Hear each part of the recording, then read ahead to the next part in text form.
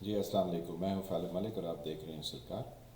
ہماری 3 پارلیمانی کمیٹیاں ہیں جن کو بریفنگ دی گئی اور پھر ایک بیانیہ آیا کہ عسکری اور سویلین قیادت جو ہے وہ متفق ہے۔ تو پہلے تو ہمیں یہ جاننے کی ضرورت ہے کہ عسکری قیادت جو ہے وہ پارلیمنٹ کے لیڈر آف دی ہاؤس ہوتی ہے، جو کہ اس میٹنگ میں موجود نہیں تھے۔ ساتھ ہی ہمیں یہ پتہ چلا کہ وہ شہر یار افریدی صاحب جو کہ کشمیر کی کمیٹی کے سربراہ ہیں، جنہوں نے کہا تھا کہ میں نے اللہ کو جان دینی ہے، تو انہوں نے کیا سوال و جواب کرنے تھے۔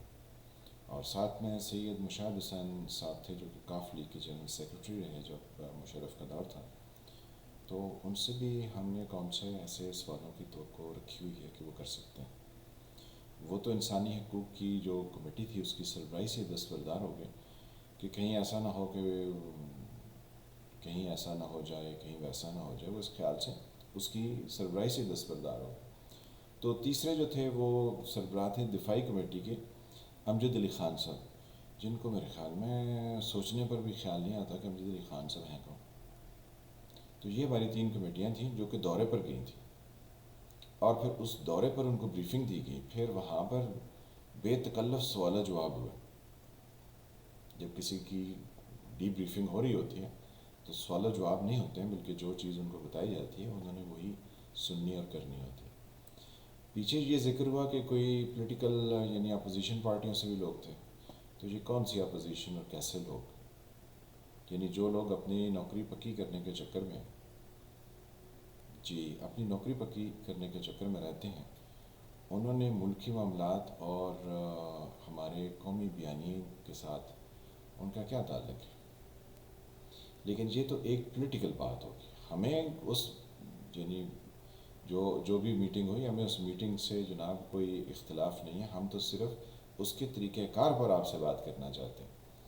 پاکستانی عوام کو یہ بتانا چاہتے ہیں کہ انگریزی کے ایک محاورہ ہے کہ one should not wash one's dirty linen in public, کہ اپنے گندے پوتڑے پبلک میں نہیں دھونے چاہیے۔ اگر یہی بریفنگ ہمارے پارلیمنٹ کی راداریوں میں ہو جاتی تو ایک پردہ رہ جاتا، ایک بھرم رہ جاتا۔ لوگوں کو ویسے تو پتہ ہے کہ ہمارے معاملات کیسے چلتے ہیں۔ ہمارے قومی سلامتی کے جو مشیر ہیں، جو کہ امریکہ بہادر سے آئے ہیں اور جو ہی ان کی نوکری ختم ہوگی تو واپس چلے جائیں گے، انہوں نے بھی کہا کہ امریکہ میں جا کے، یہ پچھلے دنوں وہ امریکہ گئے تھے، تو انہوں نے کہا ہمارے وزیر اعظم صاحب کو تو آپ نے فون تک نہیں کیا۔ تو لوگوں کو پتہ ہوتا ہے کہ انہوں نے کہاں فون کرنا اور کس سے بات کرنی ہے۔ تو بقایا ارریلیونٹ لوگوں کو، یعنی گھر میں اگر بابے کی اہمیت ہی نہ ہو تو باہر بابے کو کون سنے؟ یعنی گھر میں جس فرد کو نہ سنا جاتا اس کو باہر کوئی نہیں سنتا، اس کو کوئی سربراہ نہیں مانتا۔ لوگ کہتے ہیں تمہیں گھر میں کچھ اہمیت نہیں ہے، تمہاری باہر کیا ہوگی؟ تو یہ تو ہمارے وزیر اعظم صاحب کی صورتحال ہوگی، چاہے کوئی بھی وزیر اعظم ہو، صورتحال یہی رہے گی۔ پھر ہم یہ دیکھتے ہیں معاشرے میں کہ سگنل توڑا جاتا ہے، اور سگنل توڑنے والا سگنل کراس کر کے آگے جا کے اپنی منڈی گھما کے سب کو حقارت کی نظر سے دیکھتا ہے اور کہتا ہے دیکھو تم وہیں کھڑے رہو، میں تو آگے آ گیا۔ اب مشرف صاحب نے بھی تو یہی کیا نا، انہوں نے سگنل توڑا، ورنہ ان کی اپنی ذاتی کیپیسٹی میں اور ان کی جو بھی لائف میں اچیومنٹس ہیں یا نہیں ہیں، وہ اس کے تحت تو کسی صورت جو ہے وہ نہ تو یوں دندنا سکتے تھے اور نہ ہی یوں جو ہے وہ ہر طرح کی چیز پر اپنا حکم چلا سکتے تھے۔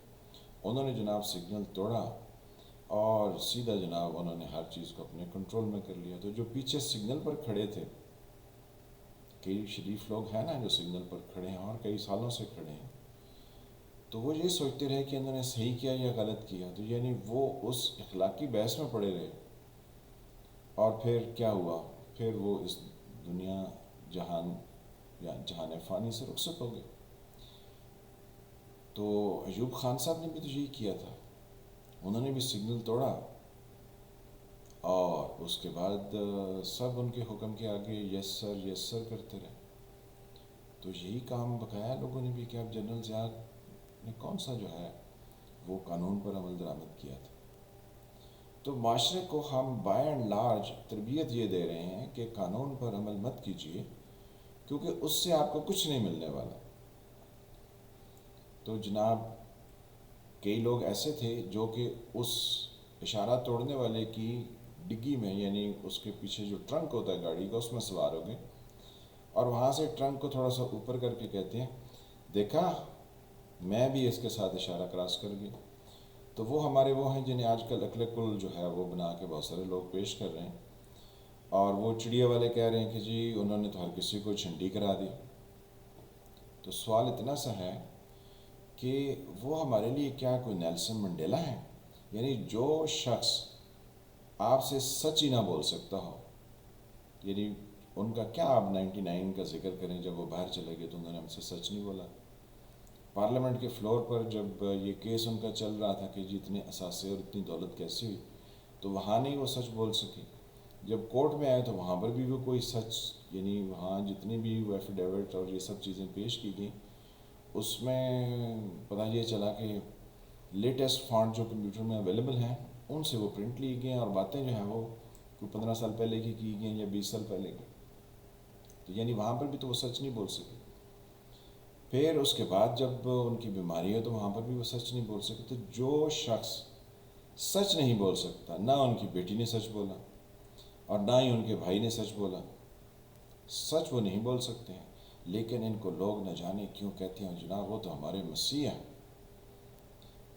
کھاتے ہیں تو لگاتے بھی ہیں، یہ وہی سارے ہیں جو ان کو مسیح ثابت کرنے کی پوری کوشش کر رہے ہیں۔ یعنی اخلاقیات کا معیار تو ہمارے جنرل ضیاء صاحب اس حد تک گرا گئے، کو پہلے بھی اتنا اچھا نہیں تھا لیکن پھر بھی کچھ نہ کچھ ہمارے میں دم خم تھا، جب تک کہ 80s کو ہم نے ٹچ نہیں کیا تھا۔ تو 80s کو جو ہی ہم نے ٹچ کیا تو پھر دن دگنی رات چوگنی جو ہے وہ ہماری اخلاقیات نے ایسا سفر طے کیا، جس کو عمران خان صاحب کے بہت زیادہ حمایتی حسن نثار صاحب کہتے ہیں یہاں اخلاقیات کا فقدان ہے۔ تو بہرصورت ہمارے ہاں بہت ساری چیزوں کا فقدان ہے۔ ہمیں اعتراض صرف اس چیز پر ہے، بلکہ اعتراض بھی نہیں، ہم تو آپ سے گزارش کرنا چاہتے ہیں۔ گزارش اس لیے کرنا چاہتے ہیں، ویسے تو ہم نے بہت دیکھے ہیں کہ جب وہ کسی عہدے پر ہوتے ہیں تو ان کے اندر سے نہ وہ اپنے اندر سے وہ باہر نکل جاتے ہیں، یعنی وہ اپنے آپ میں نہیں ہوتے۔ تو جب وہ اس سے ہٹ جاتے ہیں تو پھر ہم نے بہت ساروں کو اپنے بچپن سے گاؤں کی ان پگڈنڈیوں پر دیکھا جہاں لوگ رفع حاجت کے لیے شام کو نکلتے ہیں نا، تو وہاں وہ واک کر رہے تھے۔ تو پھر یعنی جب وہ اس سے ہٹ گئے عہدے سے تو پھر وہ کسی جوگے نہیں رہے۔ تو یہ بہت ساروں کے ساتھ معاملات ہیں۔ ہم کہتے ہیں کہ چھری خربوزے پر گرے یا خربوزہ چھری پر گرے، نقصان کس کا ہے؟ خربوزے کا ہی ہے۔ تو ہمارے ملک کے جو معاملات جیسے چلتے ہیں انہوں نے ویسے ہی چلنا ہے، لیکن اگر ہم یہ پارلیمان کی راداریوں میں یہ بیٹھک کر لیتے اور وہاں سے ہم جو ہے وہ ایک بیانیہ یا ایک بات یا اپنی ایک پوزیشن بیان کر لیتے تو شاید ہمارا تھوڑا سا بھرم رہ جاتا، کہیں کچھ نہ کچھ ہمیں بعد میں پولیٹیکلی آؤٹ سائڈ پاکستان دوسرے کنٹری سے بات کرنے میں تھوڑی سی ہماری گنجائش بڑھ جاتی۔ تو ہم اپنی سپیس کو خود ہی کم کر رہے ہیں۔ ہر سال ہماری سپیس نیگوشیٹ کرنے کی کم ہو رہی ہے۔ وزیر اعظم صاحب نے تو یہ کہا ایبسلیوٹلی ناٹ، لیکن نہ جانے انہوں نے پورا اسلام آباد جو ہے وہ کہا جی حاضر ہیں ہم تو آپ کے لیے۔ تو یہ بات کون نہیں جانتا؟ صرف کہنے کا مقصد یہ ہے کہ قومی معاملات کو تھوڑی سی پردہ پوشی میں کر لیا جائے تو اس میں حرج نہیں ہے، کیونکہ جو پاکستانی ملک سے باہر جاتے ہیں ان کو کسی فورم پر کوئی بات کرتے ہوئے شرمندگی نہ ہو، اس لیے ہم کہتے ہیں تھوڑا لحاظ کر لیجئے، تھوڑا خیال کر لیجئے۔ بقایا ہونا تو وہی ہے جو کہ بہت عرصے سے ہو رہا ہے اور نہ جانے کب تک رہے گا، کیونکہ سویلین بالادستی یا اس کی سپرمیسی کی بات تو ابھی بہت قبل از وقت ہے۔ یہاں پر عوام جو ہے وہ چاہتے ہی نہیں ہیں کہ ان کی زندگیوں میں تبدیلی آئے یا وہ ایک ڈیفرنٹ لائف پیٹرن سے اپنی زندگی گزاریں، وہ اسی ڈگر پر چلے ہیں۔ جیسے رفیق جو ہے وہ سڑک کنارے سو رہا تھا تو ایک ٹرک آ گیا تو اس نے کہا رفیق اپنے یہ ٹانگیں پیچھے کر لو، تو رفیق نے اپنی ٹانگوں کی طرف دیکھا اور کہتا ہے اے میریاں نہیں ہیں تو لنگ جا، کیونکہ اس نے نشہ کیا ہوا تھا، اس کو پتہ ہی نہیں تھا کہ یہ میری ٹانگیں ہیں۔ تو عوام بھی یہی کہتی ہیں، یہ ٹانگیں ان کی پھیلی ہوئی ہیں لیکن وہ سو رہے ہیں۔ اور وہ کہتے ہیں جی ٹرک والے کو تو لنگ جا، تو پچھلے نہ جانے کتنے سالوں سے گزر رہے ہیں، ان کی ٹانگوں کے اوپر سے گزر رہے ہیں۔ تو ملتے ہیں کسی اگلے ویلاگ کے ساتھ، تب تک کے لیے خدا حافظ۔